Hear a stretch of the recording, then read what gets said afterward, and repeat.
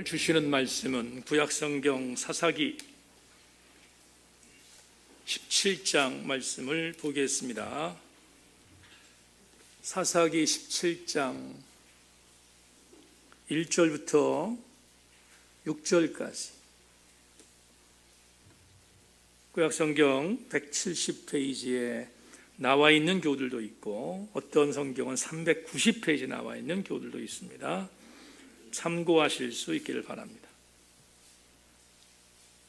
사사기 17장 1절로 6절, 우리 수요일 날 매번 하는 것처럼 한 절씩 교독하고 마지막 절은 같이 봉독합니다.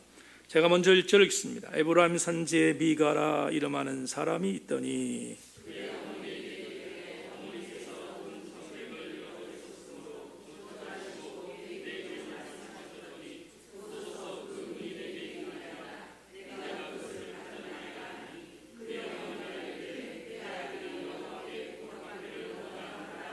미가가 은 1,100을 그의 어머니에게 도로 주매 그의 어머니가 이르되 내가 내 아들을 위하여 한 신상을 새기며 한 신상을 부어 만들기 위해 내 손에서 이 은을 여호와께 거룩히 드리노라. 그러므로 내가 이제 이 은을 내게 도로 주리라.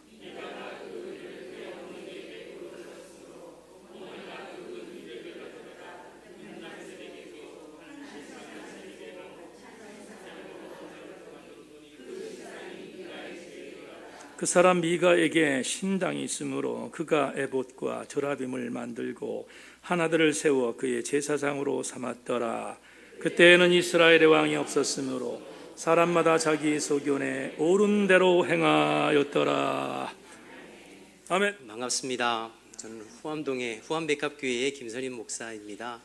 목사님께서 처음 말씀 부탁하셨을 때 되게 부담스러웠어요. 왜냐하면 저는 어디 나가서 말씀을 전해본 적도 없고 우리 교회 성도들하고만 말씀을 나눠서 또 이렇게 잘할 수 있을까. 그런데 말씀을 주시는 분은 하나님이시고 또 성령님께서 일하시는 거니까 그냥 순종하는 마음으로 주의 말씀 증거하려고 합니다.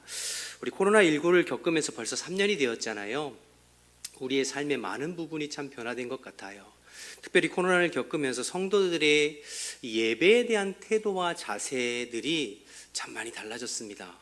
우리 한국교회 성도들이 예배를 참 목숨처럼 여기고 참 소중히 여기고 사모함이 있었는데 이 코로나 3년 지나면서 그 마음들이 많이 식어진 것 같아요. 제가 지금 서울에 있는데 저희 교회를 기준으로 하면 저희 교회와 저희 교회가 있는 이 후암동과 주변의 교회들을 보면 코로나 이전에 비해서 지금 현장 예배의 한 70% 정도 회복되었습니다. 물론 교회마다 각각 차이는 있겠지만 조금 더 많이 모이고 적게 모이고 하는 부분들이 있겠지만 주일 대예배를 기준이에요. 수요예배나 금요일은 더 많이 못 나오고 주일 대예배에 약 70% 회복되었어요. 그러니까 나머지 30%는 여전히 온라인 예배로 드린다든지 아니면 예배 생활을 완전히 그냥 잃어버리고 주저앉으신 분들이 있어요. 그래서 참 마음이 좀 안타까운데요. 이미 여러분 우리가 일상적인 삶이 회복이 많이 됐잖아요. 여러분 아시겠습니다만 야외에서는 이제 마스크도 쓰지 아니하고 또 극장이나 또 음식점이나 또 사회 여러 시설에 가면 이제 코로나 이전으로 다 회복되었잖아요. 그런데 유독 예배 현장 예배만은 안 나오시고 싶어하고 불안해하시고 두려워하시는 분들이 여전히 많은 것 같아요. 그래서 이제 온라인 예배가 있으니까 조금만 자기 어떤 일이 있으면 온라인으로 예배 드린다고 하시고 그리고 자기가 원하는 시간에 원하는 장소에서 예배를 시청하는 분들이 참 많아졌어요. 그냥 TV 시청이나 유튜브 시청하시는 것처럼. 저도 지난달에 본의 아니게 제가 코로나에 걸려가지고 일주일 자가격리하는 바람에 주일 강단을 못 쓰고 저 혼자서 집에서 이제 유튜브로 예배를 드린 적이 있거든요. 나름대로 이렇게 옷도 갖춰 입고 최선을 다해서 예배 드리려고 집중하려고 애를 쓰고 애를 써도 잘 안 되더라고요. 제가 그 온라인 예배를 드리면서 한 가지 확신한 것은 우리 성도들에게 현장 예배 강조해야 되겠구나. 현장에서 성도들과 함께 하나님 임재 속에 예배하는 것과 온라인으로 드린 거는 아주 하늘과 땅 차이더라고요. 물론 유튜브로 드린 예배가 예배학적으로 신학적으로 맞느냐 틀리느냐 제가 그런 얘기하고 싶은 건 아니고요. 여러분들이 온라인 예배를 드려보시면 알 거예요. 현장 예배와는 많이 차이가 있습니다.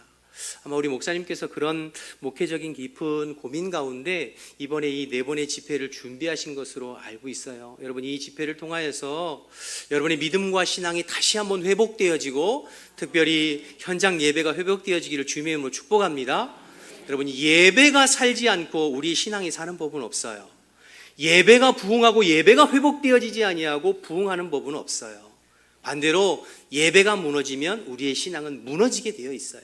예배가 흔들리면 우리의 신앙은 흔들리게 되어 있어요. 이번 이 집회를 통하여서 여러분의 믿음과 신앙과 예배가 회복되어지기를 주님의 이름으로 축복합니다. 목사님께서 저에게 주제를 주셨어요. 회개와 돌이킴에 대한. 그냥 와서 설교를 하라고 해도 부담스러운데 주제까지를 주셔가지고 이거 고민이 되더라고요. 그래서 어떤 말씀을 전할까 기도하는 가운데 오늘 사사기 17장 말씀을 가져왔는데요. 또 생각지도 않게 우리 목사님이 사사기 전문가시더라고요. 그래서 더 부담이 되긴 하는데, 저는 평소에 제가 개인적으로 사사기 룻기 말씀을 좋아하기도 하지만 이 시대를 살아가는 우리 한국교회 성도들에게 사사기는 다른 성경도 다 그렇습니다만 꼭 필요한 말씀이 아닐까 싶어서 오늘 이 사사기 17장 말씀을 통해서 말씀을 좀 함께 나누려고 합니다.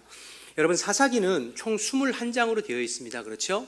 21장으로 되어 있는 사사기는 두 부분으로 나눌 수 있어요.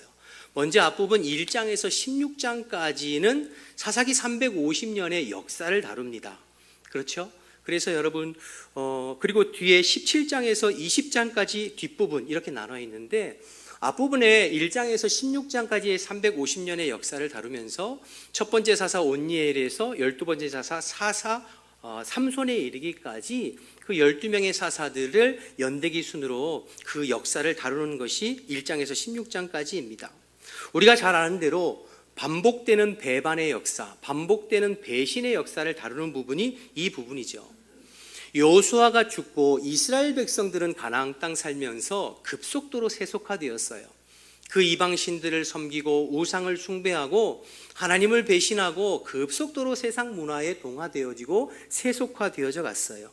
이를 보다 못한 하나님께서 이방 민족들, 블레셋이나 미디안이나 암몬이나 모압 족속을 몽둥이 삼고 채찍 삼으셔서 이스라엘 백성들을 힘들게 하셨죠. 그때 이스라엘 백성들이 뒤늦게 죄를 깨닫고 하나님 앞에 회개하고 부르짖을 때 하나님께서 사사를 세우셔서 그들을 구원해내셨죠. 그러면 그들에게 평화가 찾아오면 여지없이 그들은 더 하나님을 배신하고 또 우상을 숭배하고 세상 문화를 쫓아 행하고, 그러면 하나님께서 또 몽둥이 들어서 징계하시고, 그러면 회개하고 돌이키면 또 배신하고, 이런 배신의 역사, 악순환의 역사가 7번 반복되는 것이 사사기 350년이거든요. 그 반복의 역사, 악순환의 배신의 역사를 기록하고 있는 것이 1장부터 16장까지 전반부의 내용입니다. 그리고 이어지는 17장에서 21장까지는 사사기의 결론 부분인데요. 사사시대의 이스라엘 백성들이 얼마나 영적으로 도덕적으로 타락했는지를 보여주는 그런 내용이 기록되어져 있어요. 특별히 두 가지 사건을 통해서 오늘 17장과 18장의 미가 사건과 19장부터 21장에 나오는 레위인과 그의 첩에 관한 이야기를 통하여서 이스라엘 백성들이 마치 요즘 TV에서 나오는 막장 드라마에서나 있을 법한 그러한 내용들을 통하여서 이 사사시대의 이스라엘 백성들이 영적으로 도덕적으로 얼마나 심각한 지경에 이르렀는지를 보여주고 있는 부분이 이제 17장에서 21장에 이어지는 사사기의 내용입니다. 그리고 이어지는 뒤에 사사기 다음에 무슨 책이죠? 룻기죠. 룻기 1장에서 4장까지의 내용을 통해서 이 암울했던 시기의 상황 속에서 마치 가시밭에서 핀 한 송이 백합화와 같이 정말로 주님 앞에 신실한 룻과 보아스의 모습을 통해서 아무리 암울하고 힘들고 어려운 시대에도 하나님의 남은 자들은 있다. 그리고 하나님은 그 시대 속에 그 남은 자들을 통하여서 여전히 하나님의 구원의 역사를 묵묵히 진행하고 계신다라고 하는 것을 보여주는 것이 이제 룻기의 내용인 것이죠. 그러니까 사사시대를 사사기만 가지고 보면 두 부분으로 나눌 수 있고 룻기까지 포함하면 세 부분으로 나눌 수 있는 거예요. 사사기 1장에서 16장까지 사사기의 역사, 17장에서 21장까지 사사기 시대의 영적 이스라엘의 영적인 상황, 그리고 룻기 1장에서 4장까지 그 시대의 남은 자, 이렇게 세 부분으로 크게 나눌 수가 있습니다. 여러분, 이런 큰 그림을 가지고 오늘은 이제 17장인데요. 오늘 본문 말씀을 좀 볼까요? 1절하고 2절 말씀을 보겠습니다. 1절, 2절입니다. 에브라임 산지에 미가라 이름하는 사람이 있더니 그의 어머니에게 이르되 어머니께서 은 1,100을 잃어버리셨으므로 저주하시고 내 귀에도 말씀하셨더니 보소서 그 은이 내게 있나이다. 내가 그것을 가졌나이다 하니 그의 어머니가 이르되 내 아들이 여호와께 복받기를 원하노라 하니라. 여러분, 에브라임 산지에 미가라는 사람이 있었대요. 미가라고 하는 이름의 원래는 미가 예후라고 하는 이름의 축약형이 미가인데요. 누가 여호와와 같으리요, 이런 뜻을 가지고 있어요. 하나님밖에는 없다, 이런 뜻이죠. 우리가 믿고 의지할 것이 하나님밖에는 없다. 누가 하나님과 같으리요. 그러니까 미가의 그 부모님이 미가에게 이름을 지어줄 때 미가 예후라고 지어줬던 이유는 네 인생에 의지하고 믿고 따를 분은 하나님밖에 없다. 하나님 같은 자가 누가 있으리요. 그런 이름을 지어준 거예요. 그러니까 좋은 이름이잖아요, 그렇죠? 그런데 문제는 뭐냐면 이름은 그렇게 주어졌는데 오늘 본문에 나오는 이들의 삶, 미가 자신도 그렇고 그 이름을 지어준 어머니의 삶도 그렇고 전혀 이름과는 상관없는 모습을 보여주고 있다는 것을 말씀을 통해서 확인할 수가 있습니다. 여러분, 2절을 보시면 미가의 어머니가 은 1,100개를 잃어버렸대요. 은 1,100개는 굉장히 엄청나게 큰 돈이에요. 10절에 보시면 미가가 레위인을 개인 제사장으로 고용하면서 1년치 연봉으로 은 10개를 주었다고 그랬어요. 그런데 그 레위인이 그 은 10개를 받고 11절에 보면 대단히 만족하고 흡족했다고 나와 있거든요. 그러니까 은 10개가 1년치 연봉이라면 은 1,100개는 엄청난 돈이죠. 지금으로 말하면 적어도 수억 원 이상이 되는 그런 돈일 거예요. 그 돈을 잃어버리고 미가의 어머니가 누가 내 돈을 훔쳐갔는지 모르겠지만 그 인간 하나님 앞에 큰 저주를 받을 것이다 하면서 막 저주를 퍼부었어요. 어떤 놈인지 몰라도 내 돈 훔쳐간 놈 저주가 있을 말 것이다. 그러니까 그 얘기를 누가 들었어요? 아들 미가가 들었죠. 범인은 누구인데요?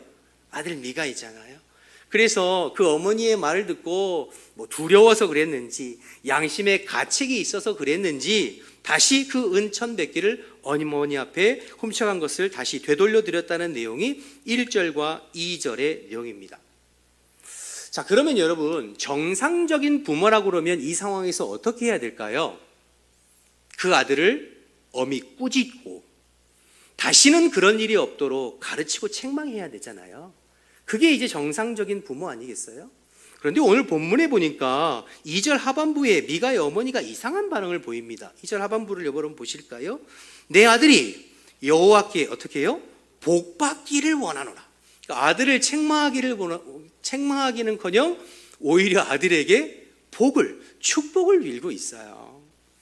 아들이 잘못된 행동과 잘못된 행동을 책망하는 것이 아니라 복받기를, 여러분, 아들을 하나님 앞에 여호와 외에 여호와밖에 누가 있겠느냐, 여호와를 의지하고 살라는 의미에서 미가 예후라고 이름은 지어줬는데 그 아들이 하나님 앞에 바로 서는 것에 대해서는 전혀 관심이 없고 그 아들의 행동을 바로잡는 것에 대해서는 전혀 관심이 없고 오직 그 아들이 세상적으로 복 많이 받고 출세하고 성공하고 잘되기만 빌고 있는 모습이 지금 이 가정의 현실이에요.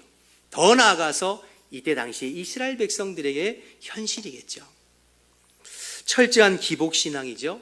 그러니까 세상 사람들이 추구하는 것과 전혀 구별되지 않는 세상적인 복만을 추구하는 그런 모습. 그러니 얼마나 이스라엘 백성들이 세속화가 심각해졌는지를 반증하는 그런 내용입니다.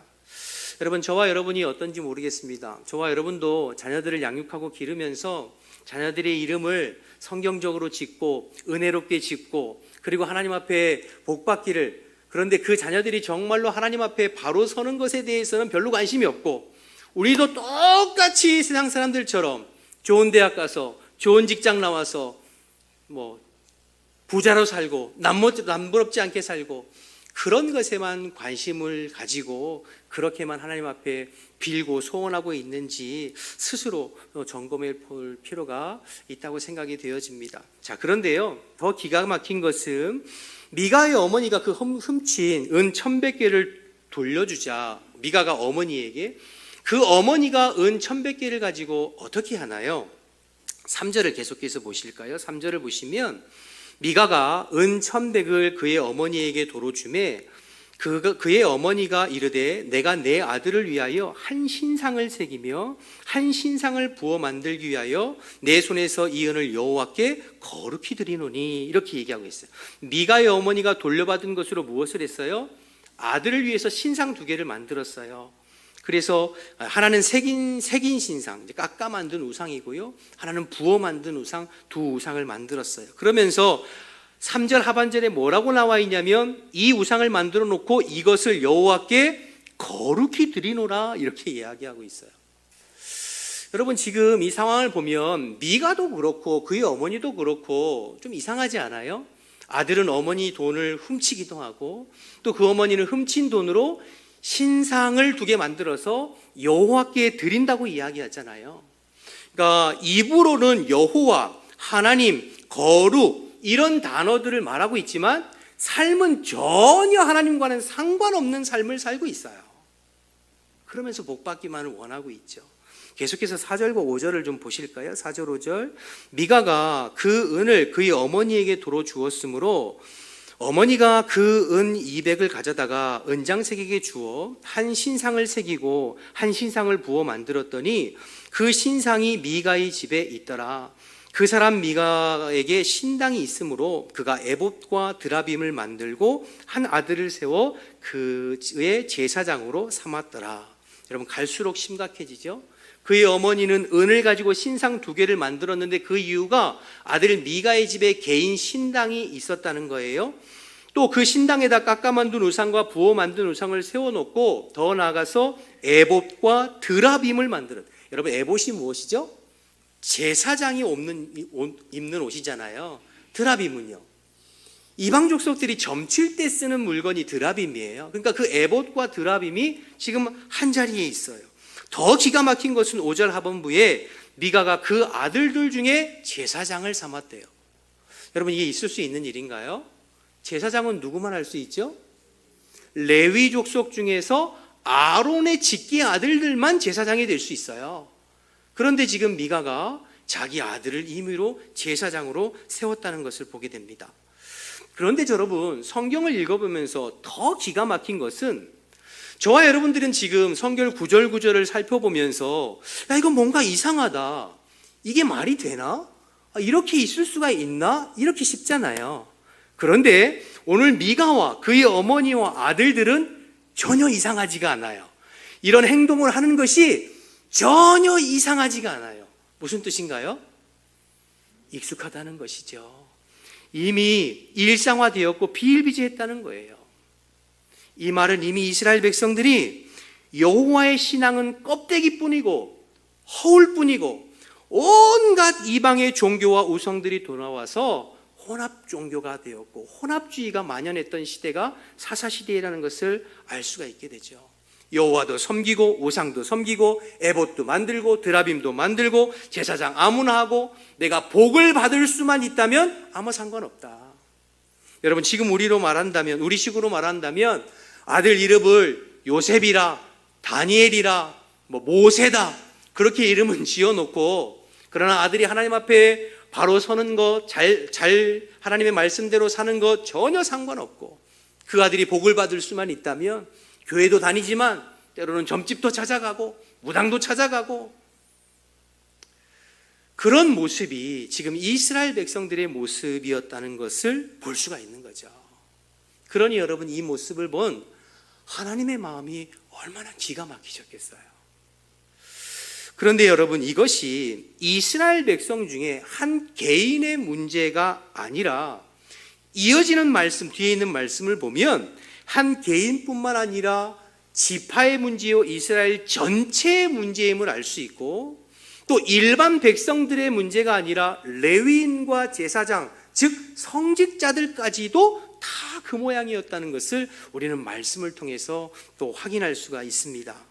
여러분 조금 더 말씀을 좀 살펴보겠습니다. 7절 8절로 가볼까요? 7절 8절로 가보면 유다 가족에 속한 유다 베들레헴에 한 청년이 있었으니 그는 레위인으로서 거기에 거류하였더라. 그 사람이 거주할 곳을 찾고자 하여 그 성읍 유다 베들레헴을 떠나가다가 에브라임 산지로 가서 미가의 집에 이르매, 앞에 미가와 그의 가정이 심각하게 영적으로 왜곡되었던 것을 우리가 살펴보았잖아요. 그런데 이어지는 말씀이 그것은 일반 백성들에게만 그런 것이 아니라 백성들에게 하나님의 말씀을 가르치고 훈계하고 말씀으로 양육해야 할 레위인들, 제사장들도 똑같이 다르지 않았다는 것을 보여주는 대목이 이 말씀이에요. 여러분, 레위인들은 아무 곳에서나 거주할 수가 없습니다. 여호수아가 가나안 땅 정복하고 이스라엘의 12지파에게 땅을 분배할 때 레위인들에게는 땅을 분배하지 않았어요. 그리고 이스라엘 전역에 48개 성읍의 레위인들을 다 흩어보냈죠. 그리고 그 성읍이 속한 지파에 소속돼 있으면서 그 성읍에 거주하면서 그 지파 사람들에게 하나님의 말씀을 가르치고 양육하는 사명을 감당했던 것이 레위인들이거든요. 그래서 레위인들에게는 땅을 분배하지 않았어요. 반대로 각 지파 사람들은 11조와 헌물을 하나님 앞에 드려서 그 드려진 예물로 레위인들이 걱정 없이 하나님의 말씀을 가르치고 전하며 생활할 수 있도록 돌보는 그런 의무가 그 지파 각 사람들에게 있었죠. 그런데 오늘 7절과 8절을 보면 유다의 베들레헴에 속한 그 레위인이 임의로 거주지를 이탈했다는 것을 보게 됩니다. 이 말은 왜 이가 베들레헴을 이탈했을까요? 먼저는 이 레위인 스스로가 더 나은 삶을 살고 싶어서였겠죠. 지금 내가 거주하는 곳보다 더 좋은 삶, 더 편안한 삶, 더 나은 삶을 살고 싶어서 지금 사명의 자리, 말씀의 자리, 마땅히 자신이 거주해야 될 자리를 버리고 더 편안하고 좋은 삶을 향해서 떠났다고 볼 수 있겠습니다. 또 반대로 생각해 보면 베들레헴에 속한 유다 지파의 사람들이 하나님 앞에 드려야 될 마땅한 11조와 헌물을 드리지 않아서 이 레위인들을 제대로 섬기지 않았다는 이야기도 받아들일 수가 있는 것이죠. 그러니 여러분, 말씀을 떠나서 사는 주의 백성들의 삶은 계속해서 악순환이 되는 거예요. 서로 섬기고 상생하는 관계로 선순환되는 것이 아니라 지극히 개인적이고 이기적인 삶으로 변해서 자기 살기 위해서 남은 돌아보지도 않는 무관심의 삶이 계속해서 악순환되어지고 사명의 자리, 하나님 맡겨주신 말씀의 자리를 그냥 헌신짝처럼 내어버리는 그러한 일들이 비일비재했다는 거예요.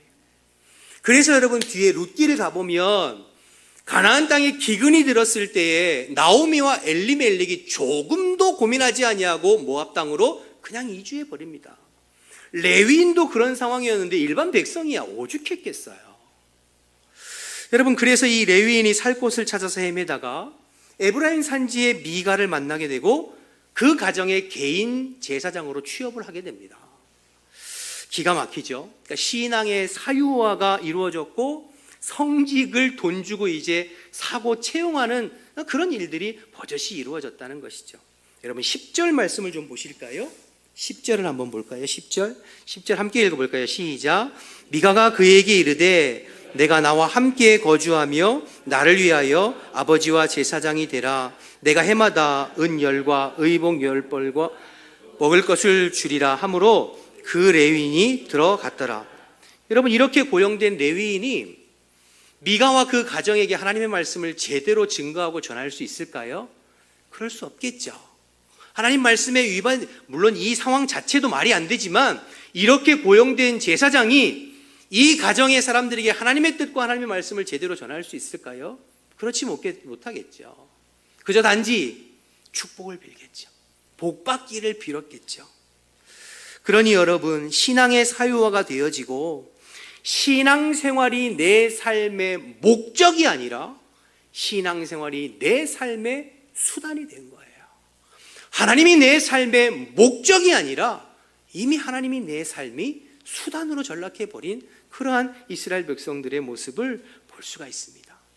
여러분, 왜 그렇게 되었어요? 이유는 단 하나지요. 13절 말씀 볼까요? 13절 보면 이에 미가가 이르되 레위인이 내 제사장이 되었으니 이제 여호와께서 내게 복을 줄 아노라. 이렇게 기가 막히죠. 그러니까 여러분, 복을 받을 생각밖에는 없어요. 자신들의 삶이 지금 하나님 앞에 어떠한 형편이고 자신들이 지금 하나님 앞에 어떤 삶을 살고 있는지에 대해서는 관심이 없고 그저 처음부터 끝까지 복이에요. 일반 백성들도 레위인도 누구나 마찬가지예요.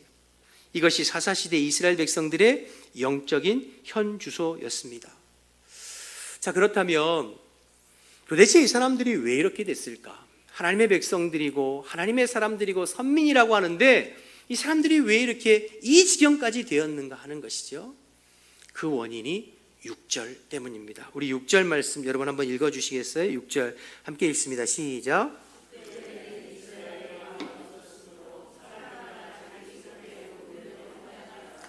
사사기의 요절 말씀, 사사기 맨 마지막 21장 25절에도 나옵니다만 오늘 본문에도 나오죠. 그때에는 이스라엘에 왕이 없었으므로 사람마다 자기 소견에 옳은 대로 행했다. 그때 왕이 없었다는 이야기는 표면적으로 보면 맞는 말이에요. 왜냐하면 사사시대는 왕정시대 이전이니까 이스라엘은 다른 주변의 나라들처럼 왕이 있지 않았어요. 하나님께서 그때그때 사사들에게 기름을 부어서 사사들을 통해서 통치하셨죠. 그러나 여러분, 그렇다고 해서 이스라엘 나라에 왕이 없었습니까? 이스라엘 나라에 왕이 없었나요? 이스라엘 나라의 왕은 누구예요? 하나님의 왕이시죠. 보이는 사람이 아니라 보이지 않는 하나님이 이스라엘의 왕이시죠. 이스라엘 백성들은 눈에 보이는 왕의 통치를 받는 것이 아니라 눈에 보이지 않지만 더 위대하시고 더 존귀하시고 천지만물의 주관자가 되시는 하나님의 통치와 다스림을 받는 백성들이잖아요. 하나님이 왕이시에요. 그런데 이스라엘 백성들이 그 시대에 왕이 없었다고 표현하는 이유는 그 뒤에가 단서가 되어지는데요. 사람마다 자기 소견에 옳은 대로 행했다. 즉 사람마다 자기가 좋은 대로 행했다는 얘기예요. 그 말은 내 삶의 왕이 누구란 뜻일까요? 나란 얘기죠. 내가 왕이 되어서 내 하고 싶었다는 뜻이에요. 그러니까 이때에는 이스라엘의 왕이 없으므로 사람들이 각각 자기 소견에 옳은 대로 행했다. 이 말은 이스라엘 백성들이 더 이상 마음에 하나님을 왕으로 모시지 아니하고 내 마음과 내 심령과 내 삶에 이미 하나님은 몰아내고 내가 내 삶의 왕이 되어서 내 하고 싶은 대로 내 소견에 좋은 대로 내 마음에 편한 대로 그렇게 살았다는 거예요. 그러니 여러분, 모든 신앙과 모든 삶이 다 뒤죽박죽 되어버린 것이죠. 우리가 이미 말씀을 통해서 살펴본 대로 미가뿐만 아니라 온 이스라엘 백성들 전체가 다 이 모양이었어요. 하나님 중심에서 인간 중심으로, 신본주의에서 인본주의로 신앙이 변질되었고 개인주의와 이기주의가 팽배했고 기복신앙과 혼합종교가 판치는 세상이 되었어요. 이것이 문제의 핵심이요 원인입니다. 여러분, 그러니까 결국에는 누가 왕인가인 싸움인 거죠. 누가 내 인생과 내 삶의 왕이시냐라는 싸움인 거죠. 여러분, 인간의 모든 죄의 출발점, 우리가 선악과를 이야기하는데요, 선악과의 핵심도 누가 왕이냐는 거예요. 마귀라는 놈은 아담과 하와에게 나와서 야, 네가 네 인생의 주인이야, 네가 네 인생의 왕이야. 그런데 왜 하나님 앞에 종속돼서 사니? 선악과를 따먹으면 네 눈이 밝아져서 하나님처럼 될 거야. 그러니까 선악과 따먹고 네 인생의 주인은 너니까 내 마음대로 살아. 그렇게 유혹한 것 아니에요? 그래서 마귀의 이야기를 듣고 선악과를 보니까 보암직도 하고 먹음직도 하고 지혜롭게 할 만큼 탐스러워서 그것을 따먹은 거죠. 내 마음의 주인이시고 내 인생의 주인이신 왕 되신 하나님을 내 마음에서 내 삶에서 몰아내고 내가 왕이 되겠다고 하는 것이 선악과입니다. 모든 인생의 죄와 모든 인생의 불행이 거기서부터 시작된 거죠. 모든 비극이 찾아온 것입니다. 여러분, 내가 왕이 된 곳에는 참된 평화와 안식은 없어요. 참 행복은 없어요. 인간은 그렇게 창조되었어요. 하나님을 왕으로 모시고 그 하나님의 말씀과 뜻 안에서 살 때에만 참 행복과 만족과 평화를 누릴 수 있도록 만들어 놨어요. 그런데 그 마음에 하나님을 몰아내고 내가 스스로 왕이 되면 더 좋을 것 같지만 마귀란 놈은 달콤하게 늘 그렇게 유혹하지만 내가 내 삶의 왕이 되는 순간 인간은 망가지게 되어 있어요. 그리고 내가 내 인생의 주인 되고 왕된 사람들끼리 모여있는 사회는 불행해요. 분쟁하고 싸우고 다투고 죽이고 전쟁하고 그렇게 될 수밖에 없어요. 그래서 여러분, 아담과 하와가 선악과를 따먹어서 자기 인생의 주인인 나라고 주장하고 그 가정의 첫 번째 일어난 사건이 뭐예요? 큰아들이 작은아들을 돌로 쳐 죽였어요. 여러분, 이 세상의 모든 문화와 문명, 인본주의의 핵심은 바로 내 인생의 주인이 나라는 것으로 나라고 가르쳐요. 여러분, 세상에 지금 돌아가는 모든 문화와 모든 매스컴에서 떠들어대는 것은 네 인생의 주인은 너다. 그러니까 네가 네 하고 싶은 대로 살아라. 계속해서 우리에게 주입하잖아요. 그런데 여러분, 그런 사람들이 모여있는 사회는 불행해요. 참 평화와 행복이 올 수가 없어요. 아무리 좋은 미사여구를 가지고 덧붙이고 아무리 유토피아를 꿈꾸고 소망하고 얘기해도 그런 사람들이 모여있는 사회는 불행해질 수밖에 없어요. 여러분, 참 평안과 안식과 행복은 오직 하나님을 왕으로 모시고 살아갈 때 가능한 줄로 믿습니다. 그리스도께서 내 인생의 왕이 되셔서 내 삶을 통치하시고 다스리실 때 내 심령과 내 삶 속에 하나님의 나라가 임하게 되고 비로소 그리스도와 의와 평강이 나의 마음을 주장하시고 다스리게 되는 줄로 믿습니다. 여러분, 그렇게 주님이 왕돼서 다스리고 통치해서 내 심령 속에 하나님의 나라가 임한 사람들은 어떠한 환경이나 어떠한 처지나 어떠한 형편 속에서도 감사할 수 있고 기뻐할 수 있고 자족할 수 있고 하나님이 주시는 평강 가운데 살아갈 수 있는 줄 믿습니다.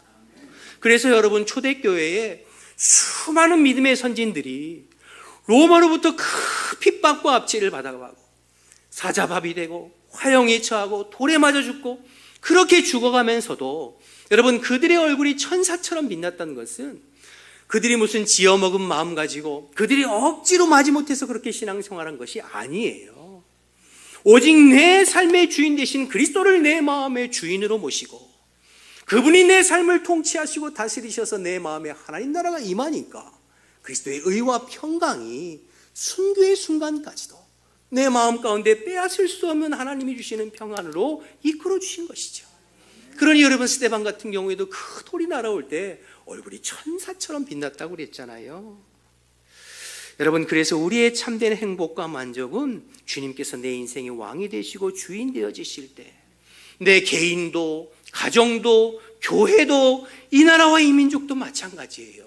주님이 다스려 주시고 통치하실 때, 그래서 하나님의 나라가 임할 때 그곳에 참된 평화가 임하는 것이죠. 저는 사실 저희 우한백합교회는 매일 새벽마다 빠지지 않고 기도하는 기도 제목이 먼저 나라와 민족을 위해서 기도하고 교회를 위해서 기도하는데, 항상 교회를 위해서 기도할 때 나라와 민족도 마찬가지지만 빠지지 않는 기도 제목이 그거예요. 하나님, 우리 교회의 주인은 그리스도십니다. 우리 교회의 머리는 그리스도십니다. 오늘도 그리스도께서 다스려 주시고 모든 성도들의 삶을 통치하시고 다스려 주십시오. 그래서 우리에게 하나님의 나라가 임하고 오직 주님으로 말미암아 되어지고 주님으로 말미암아 사라지는 삶을 살게 해 주십시오.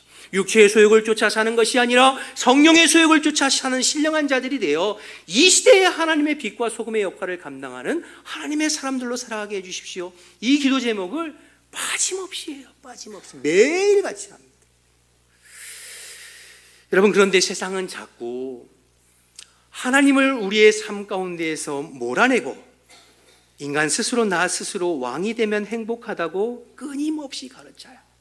그리고 심지어 교회 안에서도 말은 하나님이 주인이십니다, 그리스도께서 주인이시다라고 이야기는 하지만 정작 삶을 들여다보면 왕 대신 주님 대신 내가 주인이 되어서 자기 소견에 옳은 대로 살면서 하나님을 끌고 가려고 하는, 하나님이 목적이 된 것이 아니라 수단이 되어서 끌고 가려고 하는 그러한 성도들이, 그러한 교회가 얼마나 많은지 모릅니다. 그러니 여러분, 우리의 삶 가운데 평강이 없죠. 신앙생활은 하고 예배는 드리고 주님의 이름을 부르지만 내 마음에 평강이 없는 거예요. 왜냐하면 그분이 내 삶의 주인 되지 못하시니까. 내가 여전히 왕이 되고 내가 여전히 주인 되었는데, 그래서 여러분 교회마다 얼마나 싸우는지 몰라요. 교회마다 얼마나 분쟁이 많은지 몰라요. 내가 왕 되고 신앙을 수단 삶은 삶 때문입니다. 여러분, 사사기에 뒤어 이어지는 룻기가 나오는데요, 룻기의 핵심 주제는 하나님의 인애와 사랑이에요. 헤세드라고 그러죠. 하나님의 인애와 사랑. 룻이 보여준 인애와 사랑, 보아스가 보여준 인애와 사랑, 헤세드, 그것이 룻기의 주제이거든요. 그들을 통해서 이제 하나님의 인애와 사랑을 보여주시는 거죠. 이것은 하나님을 왕으로 모시고 사는 사람들의 특징이에요. 왜냐하면 하나님의 성품이 헤세드, 인애와 사랑이시기 때문에 그분을 왕으로 모신 사람은 당연히 주변 사람들에게 인애와 사랑을 베풀고 자연스럽게 주님의 사랑이 흘러가는 사람이 될 수밖에 없는 것이죠. 그래서 룻과 보아스처럼 타인을 배려하고 섬기고 품어내는 삶을 살게 되는 것입니다. 그런데 룻기의 배경이 되는 이 지금 사사시대의 이스라엘 백성들의 삶에는 헤세드는 찾아볼 수가 없어요. 인애와 사랑은 찾아볼 수가 없어요.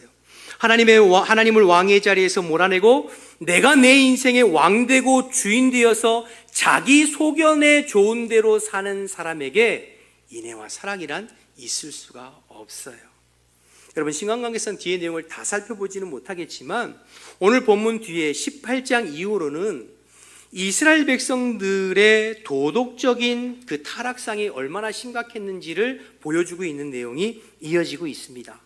여러분, 영적으로 타락하면 반드시 도덕적인 타락이 이어지게 되어 있거든요.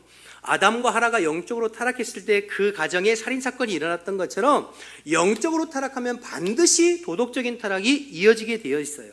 18장에 미가에게 개인 제사장으로 고용되었던 이 레위인 청년이 이제는 단지파의 지파 전체의 제사장으로 고용되고 스카웃되는 내용이 18장 뒤에 나와요. 자, 그런데 미가가 이 유대의 베들레헴에 사는 레위인을 자기 집의 개인의 제사장으로 고용할 때에는 그래도 정당한 대가를 지불하고 돈을 지불하고 고용했어요. 그렇죠? 은 10개와 의복과 음식을 제공하고 나름대로 계약을 체결 했잖아요.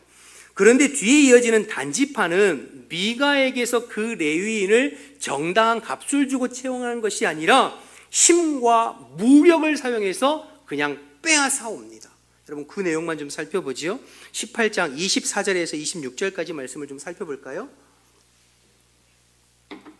18장 24절에서 26절 말씀 거기 보시면 미가가 이르되 내가 만든 신들과 제사장을 빼앗아 갔으니 이제 내게 오히려 남은 것이 무엇이냐? 너희가 어찌하여 나더러 무슨 일이냐고 하느냐 하는지라. 25절 보면 단자손이 그에게 이르되 내 목소리를 우리에게 들리게 하지 말라. 노한 자들이 너를 쳐서 내 생명과 내 가족의 생명을 잃게 할까 하노라 하고 단자손이 자기 길을 간지라. 미가가 단자손이 자기보다 강한 것을 보고 돌이켜 집으로 돌아가니라. 마치 조폭 영화에 나오는 것처럼 힘으로, 무력으로, 폭력으로 그 제사장을 자기 단 지파의 제사장으로 빼앗아 갑니다. 마치 힘 있는 사람이 힘없는 사람 것을 무자비하게 빼앗는 것처럼, 대기업이 소상공인의 것을 빼앗는 것처럼, 힘센 나라가 힘 약한 나라를 침략해서 수탈하고 빼앗는 것처럼 단지파도 미가에게서 이 레위인을 빼앗아 가요. 무엇 때문에요? 복받기 위해서요. 마찬가지예요. 복받기 위해서. 세상의 약육강식의 원리가 이스라엘 백성들 가운데 그대로 적용되고 있어요. 하나님의 왕의 자리에서 몰아내고 스스로 왕이 되어서 자기 소견대로 살아가는 사람들이 모여있는 사회의 특징입니다. 그리고 여러분, 이제 19장으로 넘어가면 더 기가 막힌 막장 드라마가 펼쳐져요. 여러분, 19장에는 에브라임 산지에 살고 있는 한 레위인에 대한 얘기예요. 그리고 그의 첩에 관한 이야기입니다. 여러분, 레위인은 첩을 둘 수가 없어요. 그런데 첩을 둬요. 그것도 잘못됐죠. 그런데 그 첩이 음행한 연고로, 지금으로 말하면 불륜을 저질러서 친정으로 도망가요. 그러니까 진짜 말도 안 되는 상황이잖아요. 그런데 이 레위인이 그 불륜을 저지르고 친정으로 도망간 자기 그 첩을 찾기 위해서 지금 장인, 처갓집에 찾아가요. 그리고 장인과 함께 4일 밤낮을 술을 먹고 즐기고 놉니다. 5일째 되는 날도 장인이 또 하룻밤 자고 가라고 붙잡는 것을 하루 종일 술 먹고 저녁 늦게쯤 이제 더 이상 있을 수가 없어서 첩을 데리고 길을 떠나죠. 금방 해가 어두워둑해져서 이들이 더 이상 길을 갈 수가 없어서 베냐민 지파에 속한 기브아라는 성읍에 들어가게서 유숙하게 됩니다. 그리고 그 성읍에 한 좋은 노인을 만나서 그 집에 머물게 되죠. 그런데 그 밤에 그 성읍의 불량배들이 그 노인의 집을 애워싸고 그 노인에게 이렇게 이야기합니다. 그 부분 살펴볼까요? 19장 22절 보실까요? 19장 22절로 가보세요. 19장 22절 보시면 제가 볼게요. 그들이 마음을 즐겁게 할 때에 그 성읍의 불량배들이 그 집을 애워싸고 문을 두들기며 그 집 노인에게 말하여 이르되 내 집에 들어온 사람을 이끌어내라. 우리가 그와 관계하리라. 옛날 번역에는 상관하리라, 관계하리라, 상관하리라. 뭐 하겠다는 거죠? 성관계, 동성애 하겠다는 거예요. 여러분, 이 사람들이 지금 이방 민족들이 아니에요. 베냐민 지파에 기브아라고 하는 도시예요. 하나님의 백성들이에요. 그런데 창세기 19장의 소돔과 고모라, 하나님께서 도저히 볼 수가 없어서 불과 유황으로 멸망시켰던 그 소돔과 고모라에서 있었던 그 똑같은 일들이 지금 이곳에서 벌어지고 있어요. 그래서 어떻게 할 수가 없어서 이 레위인 대신에 그 레위인의 첩을 내줍니다. 그래서 그 기브아 사람들이, 그 불량배들이 밤새도록 그 여인을 윤간하고 욕보이고, 그리고 새벽에 놓아주죠. 아침에 그 여인이 그 집 앞에 엎드려 죽게 돼요. 그 레위인이 아침에 나오니까 문 앞에 자기 부인이 죽어져 있는 거예요. 그 여인을 나귀에 싣고 자기 집으로 가서 여인의 시신을 12토막을 내서 이스라엘 12지파에게 보냅니다. 흥분한 이스라엘 백성들이 다 모여서 베냐민 지파와 싸움을 해서 한 지파가 멸절 위기에 놓이는 그러한 내용들이 19장에서 21장까지 이어지는 그러한 내용들이 이어지는 거예요. 여러분, 이게 지금 무슨 TV에 나오는 막장 드라마 얘기하는 것이 아니라 성경 이야기고 이스라엘 백성 이야기고 하나님 백성들의 삶의 이야기예요. 영적으로 타락하고 망가진 이스라엘 백성들이 도덕적으로 성적으로 얼마나 타락했는지를 보여주는 내용이 19장에 기록되어 있어요. 여러분, 영적으로 타락하면 반드시 도덕적으로 성적으로 타락하게 되어 있어요. 역으로 뒤집으면 그 사회가 성적으로 도덕적으로 타락했다는 이야기는 이미 영적으로 많이 망가졌다는 거예요. 타락했다는 거예요. 여러분, 우리가 살고 있는 이 대한민국, 이 나라의 이민족이 얼마나 지금 성적으로 타락하고 도덕적으로 심각합니까? 여러분들 TV를 보나 인터넷 뉴스를 보면 정말로 경악을 금치 못할 일들이 비일비재하잖아요. 그 이야기는 이미 이 나라 이민족에 영적으로 심각한 타락이 있다는 그런 반증인 거예요. 그런데 여러분, 이런 사람들에게 하나님의 헤세드, 하나님의 인애와 사랑을 기대할 수 있을까요? 없죠. 하나님을 자기의 주인의 자리에서 몰아내고 스스로 왕이 되어 각자 소견에 사는 인생들에게 하나님의 인애와 사랑을 기대할 수가 없어요. 죄의 본성 그대로 드러나서 약육강식 적자생존의 모습이 그대로 드러나고, 사랑을 존중하고 배려하는 것이 아니라 도구 삼고 이용하고 학대하고 폭력을 행하는 모습이 그대로 드러나요. 여러분, 이것이 사회의 모습뿐만 아니라 교회 안의 모습이 이대로 드러나요. 믿는 자들의 모습이 이대로 드러나고 있어요. 그러니 여러분, 심각하고 안타까운 것이죠. 여러분, 사사시대만 이런 현실이 있었던 것이 아닙니다. 그런데 여러분, 그러면 사사시대는 이렇게 암울한 현실만 있었는가? 그건 아니에요. 이런 이스라엘의 암울한 현실과 상황 속에서 등장한 인물이 뒤에 나오는 룻입니다. 여러분, 룻은 모압 여인이었어요. 이스라엘 백성들이 그렇게 멸시하고 조롱했던 이방 여인, 모압 여인 룻이었어요. 그런데 룻기를 보면 이스라엘 백성들에게 찾아볼 수 없었던 하나님의 헤세드, 하나님의 인애와 사랑이 이 이방 여인 룻에게서 나타나는 것을 볼 수가 있습니다. 하나님은 이방 여인을 통해서 지금 이스라엘을 부끄럽게 하시는 거예요. 하나님은 이방 여인 룻을 통하여서 희미해져가는 이스라엘을 향한 하나님의 구원의 그 역사를 지금 이어가고 계신 거예요. 여러분, 룻은 다윗의 증조모 아닙니까? 그리고 하나님은 그 룻기의 보아스를 통하여서 그래도 이스라엘은 아직까지 남은 자가 있다라는 것을 보여주는 것이죠. 모두가 그 인생에서 하나님을 왕의 자리에서 몰아내고 내가 내 인생의 왕이 되어서 내 하고 싶은 대로, 내가 원하는 대로 내가 주인된 삶을 살고 있지만, 그러나 그 백성 중에서도 하나님을 왕으로 모시고 하나님의 말씀에 순종하며 하나님의 뜻을 이루며 하나님의 인애와 사랑을 실천하는 남은 자가 그 백성 가운데 남아있다는 것을 보아스를 통해서 보여주고 있는 것이죠. 그것이 여러분 룻기입니다. 나 중심이 아니라 하나님 중심이요 타인 중심의 삶을 살아가는 이방 여인 룻과 그 여인을 이용하거나 짓밟지 아니하고 귀히 여기고 보호해주는 보아스, 이 두 사람의 모습을 통해서 암울한 시대에 한 줄기 희망의 빛을 보여주고 있는 것이 이제 룻기이죠. 사랑하는 여러분, 저와 여러분이 살고 있는 이 시대도 사사 시대와 크게 다르지 않다고 저는 생각돼요. 사회를 보아도 그렇고 교회를 보아도 그렇고, 죄송하지만 내 자신을 보아도 그래요. 점점 더 악해지고 음란한 세대가 되어졌고 폭력적인 세대가 되어지고 있어요. 그 중심에는 내가 주인된 삶을 극대화하기 위해서 뒤에서 부추기는 악한 사단의 세력들이 있음을 영적으로 감지하고 느낄 수가 있어요. 여러분, 하나님은 이 시대 가운데에서도 룻과 보아스 같은 남은 자를 찾고 계신 줄로 믿습니다. 여러분, 창세기부터 계시록까지 어떤 면에서 성경의 역사는 이 남은 자의 역사예요. 하나님은 이 남은 자들을 통하여서 하나님의 구원의 역사를 지금도 묵묵히 이루어 가시는 줄로 믿습니다. 세상과 태엽하지 않고 오직 하나님을 주인으로 삼고 그 말씀에 묵묵히 순종하는 남은 자들을 통하여서 지금도 하나님의 일들을 이루어가고 계신 줄로 믿습니다.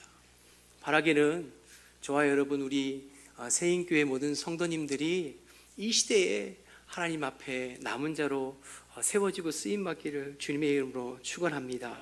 아무리 세상이 내가 주인된 인생이요 내 마음대로 사는 것이 잘 사는 것이고 행복하는 것인 양 포장하고 가르치고 강요하고, 여러분 TV를 들어보세요. 요즘에는 내 인생에 내가 주인이어서 내가 내 인생의 주인 되는 거추장스러운 것들은 다 요즘엔 자녀들도 필요 없어요. 나만. 그것이 마치 잘 사는 것인 양 포장하고 그렇게 부추기고 그렇게 살아야 멋있는 것처럼. 그러나 그렇지 않습니다. 여러분, 이런 시대 가운데 하나님을 내 인생의 주인에 모시고 오직 하나님의 말씀에 순종하며 사는 것이 잘 사는 길이다 외치고 전하고 보여줄 수 있는 이 시에 남은 자 되시기를 주님의 이름으로 축복합니다. 저는 저희 아버지가 여기서 멀지 않은 강원도 정선에서 30년간 목회를 하셨어요. 그리고 한 6년, 7년 전에 은퇴를 하시고 지금은 이제 저 영종도에 계신데요. 저희 아버지가 저 강원도 정선에서 목회를 하실 때 제가 강원도 가끔 들어가 보면 그 시골에 70대, 80대, 90대 머리가 허연 권사님들 가시고 한 70명 정도 모인 교회에서 평생 목회하셨으니까요. 그런데 그 권사님들을 향해서 아버지께서 늘 말씀하신 것이 당신들이 이 나라의 국방이요 방패입니다. 당신들이 이 나라의 국방이요 방패입니다. 늘 그렇게 말씀하셨어요. 그리고 기도할 때도 우리가 이 나라의 국방이요 방패가 되어야 됩니다. 이렇게 늘 말씀하셨어요. 저는 그게 그때 당시에는 잘 이해가 안 됐어요. 그런데 제가 현장의 목회에 나와서 보니까 그 아버지께서 그 산골에서 외치셨던 그 말씀이 너무 귀한 거예요. 제가 오늘 그 세인교회에 제가 처음 왔잖아요. 우리 목사님, 이 목사님 처음 뵈었어요. 그런데 제가 너무 귀하게 여겨져요. 제가 여기 이제 오기 전에 목사님 말씀을 유튜브로 이렇게 좀 몇 번 뵀거든요. 근데 너무 귀하세요. 여러분, 이런 목사님 정말 모시기가 힘듭니다. 보기가 힘듭니다, 여러분. 여러분은 어떻게 생각해요? 늘 뵈서 어떨지 모르겠지만 정말 말씀으로 씨름하시고 말씀으로 양육하는 이 목사님과 더불어서 바라기는 저는 후암동에서 그렇게 하려고 그래요. 이 시대에 세상과 타협하지 않고 하나님의 말씀으로 씨름하고 내가 인생의 왕이 아니라 주님이 인생의 왕이십니다 라고 고백하는 이 시대의 남은 자들, 그 사람들을 통해서 여전히 살아계신 하나님은 당신의 일을 이루어 가시는 줄로 믿습니다. 바라기는 코로나로 인하여서 세상이 이러쿵 저러쿵 이야기가 있잖아요. 여러분, 코로나 때문에 흔들릴 신앙이라면 초대교회 성도님들 신앙생활 지키다가 사자밥이 되고 옥에 갇히고 그랬는데 코로나 때문에 흔들릴 신앙이라면 되겠습니까? 여러분, 오늘 말씀을 기억하셔서 저와 여러분이 지금까지 느슨하고 나태한 신앙이 있었다면 다시 한번 좀 주님 앞에 회개하고 회복해서 정말 이 시대에 하나님께서 찾으시는 남은 자로, 하나님의 거룩한 백성으로, 하나님을 주인으로 삼고 주님의 뜻을 이루어가는 사람으로 세워지기를 다시 한번 결단하고 그렇게 기도하고 그렇게 몸부림치는 저와 여러분 되시기를 주님의 이름으로 축원합니다. 여러분, 이 시간 통성을 한번 기도하기를 원합니다. 주신 말씀 생각하면서 나는 혹시 이름만 그리스도인이요 무늬만 그리스도인으로 살지는 않았는가? 사사시대의 이스라엘 백성들처럼 겉모양은 하나님의 백성이고 겉모양은 하나님을 섬긴다고 말하지만 말씀과는 전혀 상관없는 허물어져 있는 세속적인 복만 추구하고 빌지는 않았는가? 혹시 우리에게 그런 모습이 있으면 철저하게 회개하며 기도했으면 좋겠고요. 스스로 인생의 왕이 되어 주인이 되어서 하나님을 몰아내고 자기가 하고 싶은 대로 사는 이 세대의 풍조를 본받지 아니하고 오직 사사시대의 룻과 보아스처럼 이 시대의 남은 자요, 이 시대의 거룩한 하나님 백성 되어서 우리의 삶을 통하여서 그리스도의 왕되심을 선포하고 이 땅 가운데 하나님 나라의 확장을 위해서 쓰임받는 우리의 삶이 되도록 다시 한번 결단하는 마음으로 우리 주님의 이름 한번 부르고 통성으로 기도하겠습니다. 주여,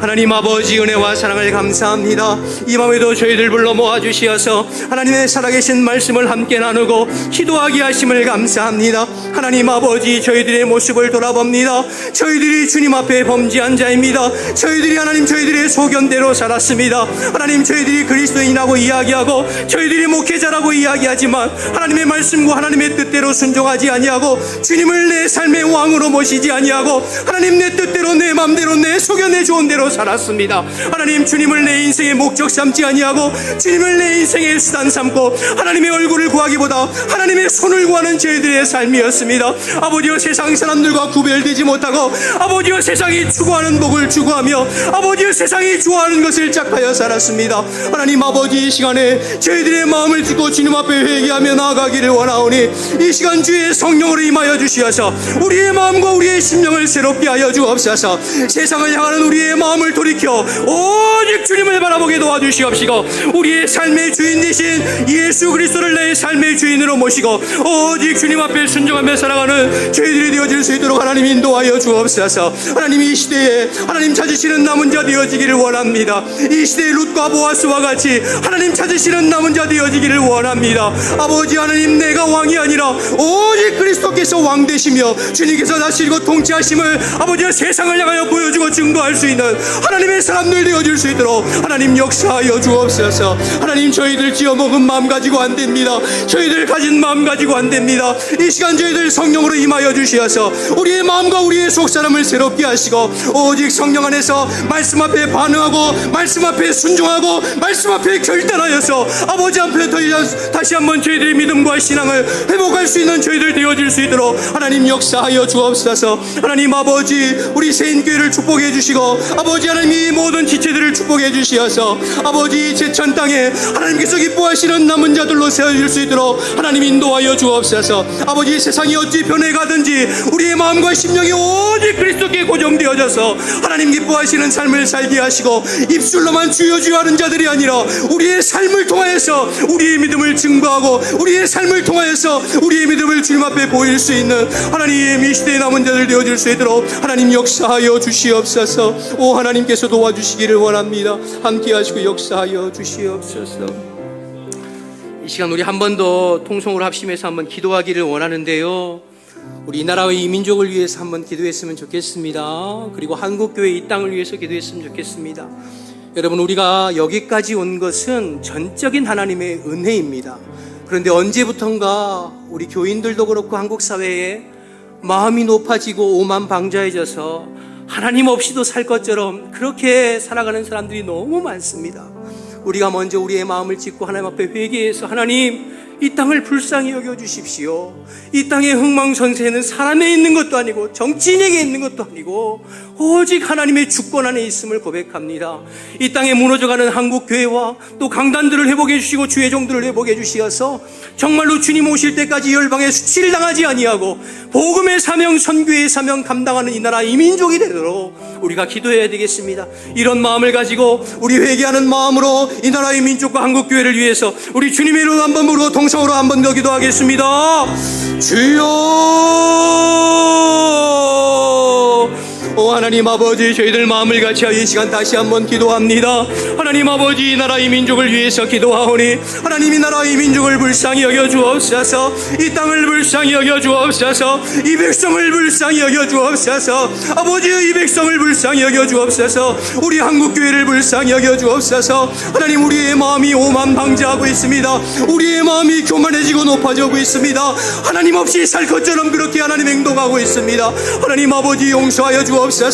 우리가 마음을 찢어 회개하오니 하나님 아버지, 이 땅을 불쌍히 여겨주시고 우리 한국교회를 불쌍히 여겨주시고 아버지, 이 땅의 그리스도인들을 불쌍히 여겨주시고 하나님의 백성들을 불쌍히 여겨주옵소서. 다시 돌이킬 수 있도록 인도하여 주옵소서. 다시 회복할 수 있도록 인도하여 주옵소서. 다시 주님 앞에 향할 수 있도록 인도하여 주옵소서. 하나님, 우리의 마음을 아버지, 우리의 심령을 돌이켜서 아버지 앞에 부복하고 자복하고 회개함으로 말미암아 정말로 이 나라 이 민족이 주님 다시 오실 때까지 열방의 수치를 당하는 법이 없이 하나님의 복음의 사명, 하나님의 선교의 사명을 다 감당할 수 있도록 하나님 인도하여 주옵소서. 그래서 주님 앞에 쓰임받는 나라와 민족이 되어지기를 원합니다. 하나님, 이 일을 위해서 다시 한번 우리 한국교회와 이 나라의 하나님 아버지와 주의 믿는 자들 다시 회복시켜 주시고 주의 종들을 일으켜 주시어서 다시 하나님 이 땅에 부흥이 임할 수 있도록 인도하여 주옵소서. 다시 이 땅에 아버지와 성령의 바람이 불어올 수 있도록 하나님 인도하여 주옵소서. 그래서 하나님, 우리들로 인하여서 아버지 다시 한번 아버지 열방을 향하여서 그리스도의 복음을 증거하는 데 쓰임받는 이 나라 이 민족이 백성이 될 수 있도록 우리 한국교회 될 수 있도록 하나님 인도하여 주옵소서. 우리 세인교회가 이 일을 위해서 기도하게 하시고 이 일을 위해 깨어있게 도와주시고 이 일에 앞장서는 하나님의 백성들이 다 될 수 있도록 하나님 역사하여 주시옵소서. 오 주님께서 함께 하시기를 원합니다. 오 주님 인도하시고 역사하여 주시옵소서.